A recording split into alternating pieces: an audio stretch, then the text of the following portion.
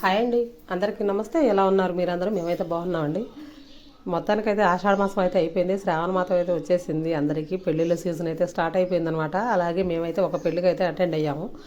ఈ ఊరు వచ్చేసి మార్కాపురం అనమాట. ఇదైతే విడిదిల్లు. ఇక్కడైతే స్టే చేసాము మేము.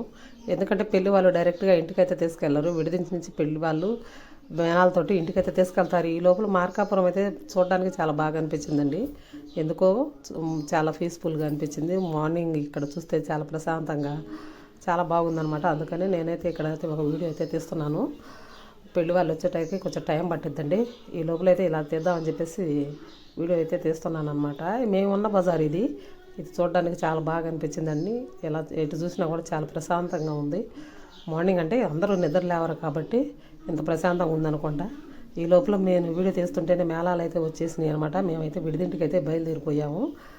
చూడండి, చూస్తున్నారు కదా. మీ అందరికీ నచ్చితే లైక్ చేయండి, షేర్ చేయండి, కామెంట్ చేయండి. అందరికీ నచ్చిందని